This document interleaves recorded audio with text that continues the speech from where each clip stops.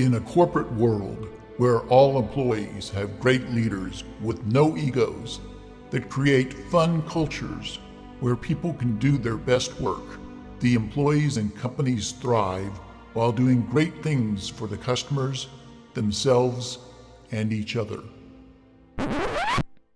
Well, we know that rarely happens. I'm Jeff Palacio. I have been a leader for over 40 years for every t-shirt size company, from small 16 employees to extra large over 1 million. Please join me while I interview outstanding leaders that will share stories of great leadership and not so great. It will help you become a better leader while poking fun about all the crazy shit that happens in corporate America.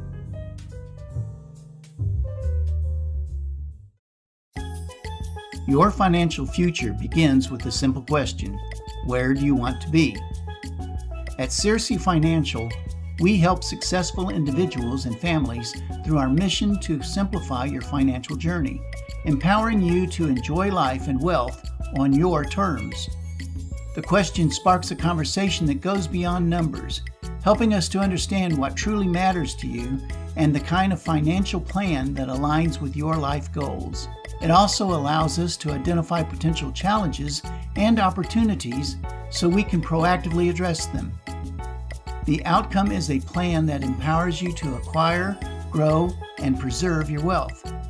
Searcy Financial is gearing up to celebrate 50 years of service. Don't miss out on any of the excitement. To sign up for information on Marc's book, One for All, including where to buy and exclusive website content, or to sign up for the Searcy Financial Wealth Matters email newsletter, use the link in the episode description. Welcome to a special edition of the Corporate Couch. These episodes will be more of a love seat that focuses on one topic and will run 15 to 30 minutes. For each special edition episode, you will hear from one or more outstanding leaders sharing their expertise on the most important challenges in corporate America today. Marc, welcome to our April edition of It's 5 O'Clock Somewhere. How's it going? Glad it's April. It's also Friday today. I think we publish this on Wednesdays, but I am glad I'm rolling into the weekend. Yeah, there you go. And I'm so glad you finished freaking eating before we started before I pressed record. Your stuff in your mouth. What was those? Mallow bars? Or what was that? Skinny Pop. Our office is upgraded over time. Laura has shipments of snacks being shipped in. I've got a nice area back here, and man, it's hard not to walk by and grab something. Beef jerky's another good one. Yeah, nice. Well, I saw you went through the calcium heart score test with a 0, so it must be that Skinny Pop, huh? Yeah, so I'm on a diet with Mountain Dew and Skinny Pop. Mountain Dew. Wow. But yes, I mean, it's only 9 o'clock in the morning. Mountain Dew seems appropriate. Yes, I did pass University Health. I posted a photo. It was, it's an interesting deal because you go in a machine and you don't know what's going on, but above you is looks like a hologram of you're in the wilderness. So it was the easiest test I've ever done. I don't know why I was. Yeah, I've done it before also. Yeah. My score is not 0, but it's not bad. That's good. That's good. I know you're getting close to Run for the Roses. Why don't you tell our listening audience what's going on there and what? Run for the Roses is a newer event. It's the third year we've ever done it for Growing Futures Early Education Center, but it ties into the Kentucky Derby. Kentucky Derby is May 2nd. Last year we did it at a winery. This year that same winery has a wedding scheduled. So we couldn't go back to this wonderful winery, which is Boardmont, which is down south of Kansas City. So we're doing it at Hallbrook, which is also a wonderful venue, but turns out that they can't have unlimited people there. So we are less than a month away, but we're at capacity pretty much. So it's a weird problem to have, to say, slow down. We got enough people. We can't fit them in there. And the other fun part is we're still raising money. So if anybody wants to give money, it's for a good cause, Head Start program called Growing Futures. But I believe last year we raised $150,000, and our goal was to raise 150, go higher, 180 this year. Yeah. The event's still a month away, and we're almost to 300,000. So wow, congratulations! Yeah, I don't know if you knew that, but it's turning into be a big success. And you know this that we tried the what do you call that? The ambassadors for it. So with Kentucky Derby, it happens to be jockeys and grand marshals. Bridget and I are grand marshals. So we have done our part. We are not going to get first place if it's a competition. I think everything's fun when it's a competition. But man, I am not close to first place. And Bridget and I have utilized our network, got sponsorships, donated some personal money, and we're at $34,000. And another person who's also on the board has raised almost $60,000. Wow. So that helps us beat these prior goals just by having ambassadors. So I'm excited for it. It'll be fun. Yeah, and I think you and Bridget are matching donations up to $15,000, right? We have. What? Yes. Okay, the audience couldn't see you laugh when I said that, but why'd you smirk? Oh, because I'm afraid we're going to meet it. We might have to give more to double it. So yes, that has been almost reached. And then we've also got a nice sponsorship from my Rotary Club. So Rotary has supported Growing Futures in the past, and they gave $5,000. So it's working for encouragement, but I don't think I'm going to throw down another donation to get us to first place at $60,000. But everybody else can give and help give there. So good shout out. Yeah, that's great. That's great. A great event.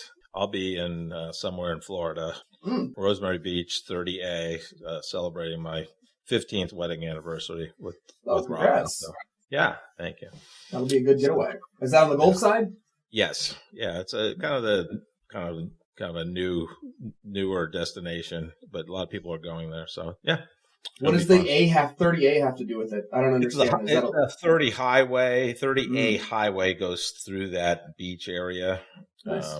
You fly into Panama City, and it's about 25 minutes from there. So yeah. Yep. You'll have to take notes. I'm heading down in November. Nice. Yep. The other side, Gulf side. Yeah. What else is going on with you? This was a fun experience this week. I went to 2 hours east instead of west of Kansas City to the University of Missouri. I have never stepped foot on campus. I've driven through one other time to get a drink from a place called Trops, if you're familiar with that. Yes, frozen high-powered liquor drinks. Yep. Yeah. I wasn't driving, but we stopped by and someone introduced me to Trops. This was years ago when I used to go to St. Louis more. But the meeting for the financial planning students was at a bar called the Heidelberg. And if you're a Mizzou grad, everybody knows what that is. The joke of people said, oh, yeah, that's the closest bar to campus so you can have a drink before you go to class. It's true. It is literally the columns is the famous photo that you see at Mizzou. It's look 100 feet away, and they're there. So really? They've set it up right. The University of Missouri. It was a nice campus. I liked it.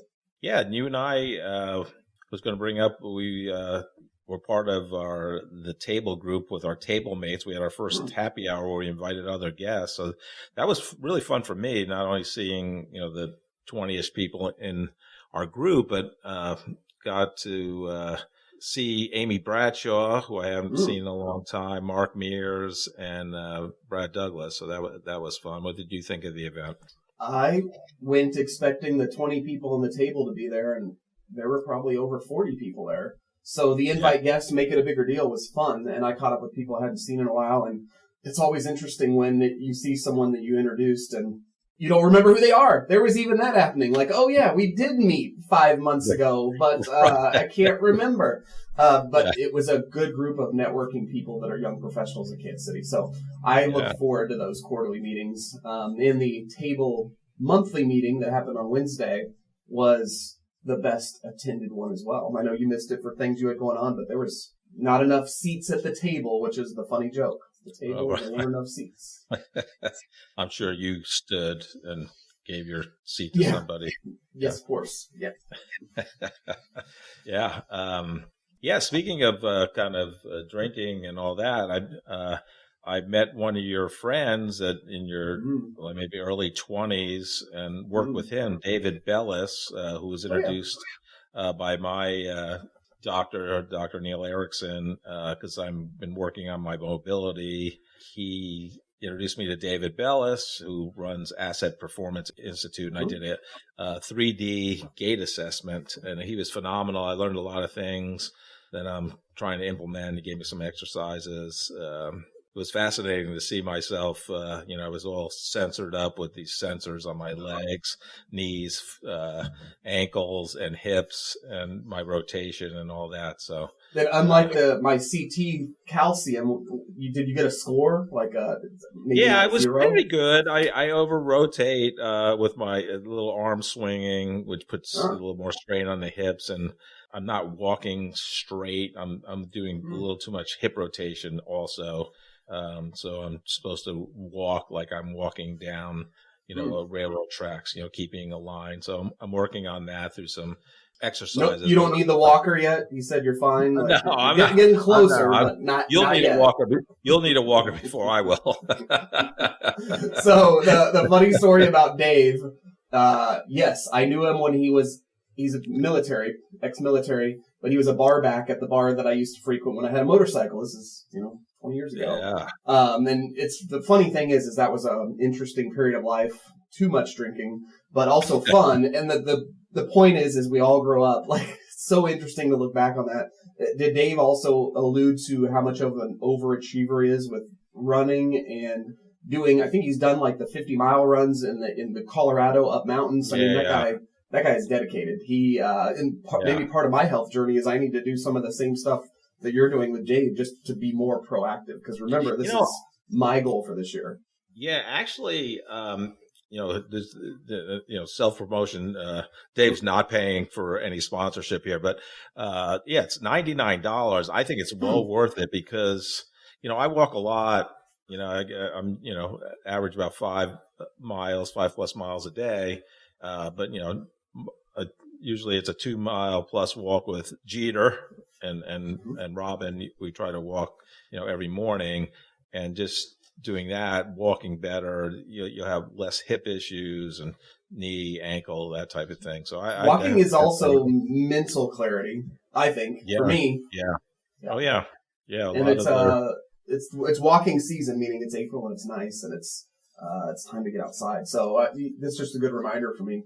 Go on long walks is therapeutic, among other things. Well, and it's meditative, if you're not listening to music or a podcast and really being present in nature and things like that. And that, it's just like you get the best ideas, when your mind is relaxed. That's why people say, I get great ideas in the shower.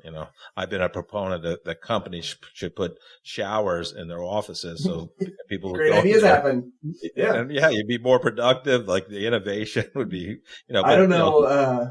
You're also doing Reiki with Nora as well, but do you ever, the idea runs through and what you normally do is run to write it down. Like that is so hard for me not to do as I'm going through my guided meditation, because there's good ideas that come up there too, but she says take them and release them or put them somewhere else. Like there's a filing system up here. I'm learning that too. Yeah, you mean you need to get them out of your mind and put them somewhere else, right? Well, or I forget, or the whole point of guided meditation is not to be overthinking everything too. It's easier said than done, but walking is a good place to do that. Yeah, I'm supposed to, focus on these 3 words and feel it and all that. And I'm thinking, I got this idea about whatever, but I try to go back to what I'm doing, Afterwards, what were you thinking about? I was like, do you really want to know what I was thinking about? So it's always an interesting dialogue afterwards, but also helpful dialogue afterwards. That's part of the best part. Yeah, I am actually just wrapping up my 3rd 4-week session with her, and the exercises and all that. Yeah, it's been phenomenal. So, shout out to Nora. Go get them, Nora. True. That reminds me of someone else I met recently. That is, I don't know how that comes up in a conversation, but this girl's doing it too. Chloe Cox had coffee with her a couple weeks ago, and she was very interesting, focusing as a young professional and making mental health and clarity a priority, and she was also seeing Nora. So I think you're familiar with her too. She's on the table. So I saw her yesterday too. Yeah, I met with her one-on-one before the table group even got, it's about the same time the table group started back in January. So I'm excited to have a resource for young people to plug into connecting professionally. And so her group, what is it called? Next KC. Yeah.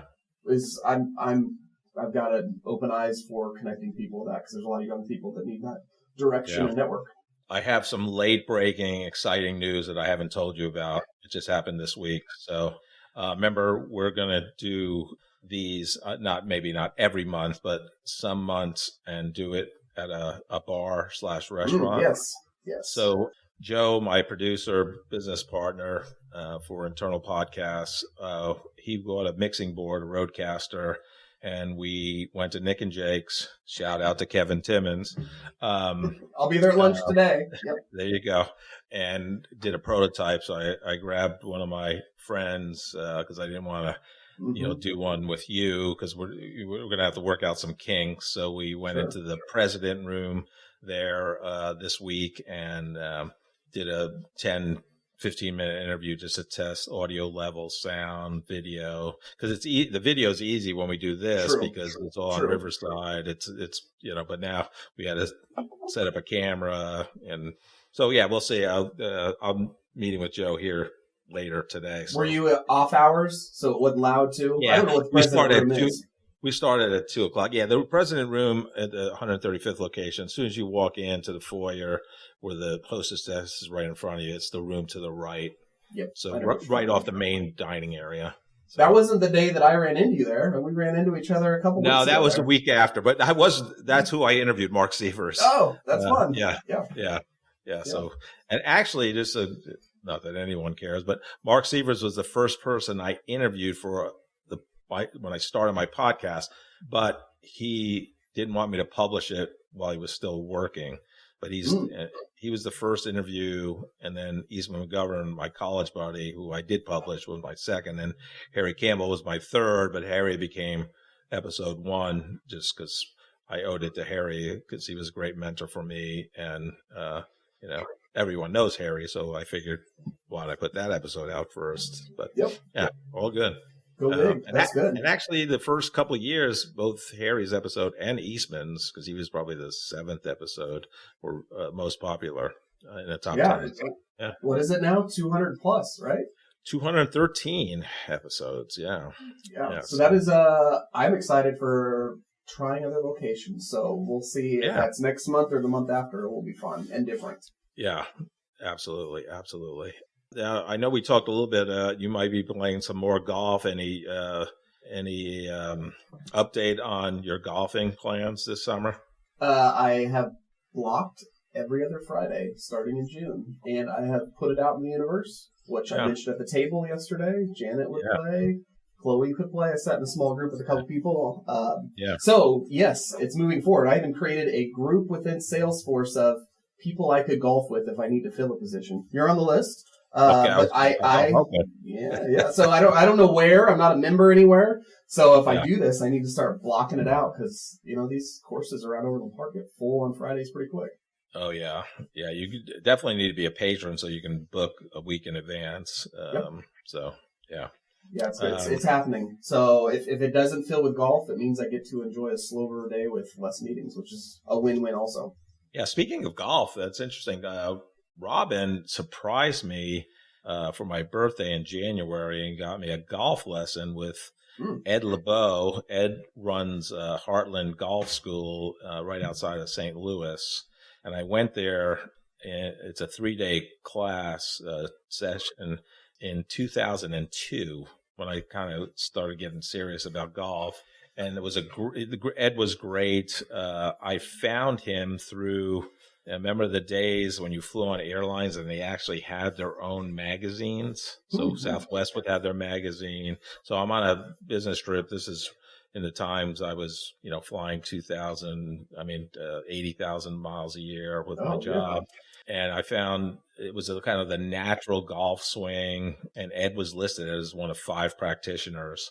And so about a year later, Eastman and I decided to go. It was fantastic. I've actually driven to St. Louis. 3 days? It was 3 days? So you can get what you need in 3 days, huh?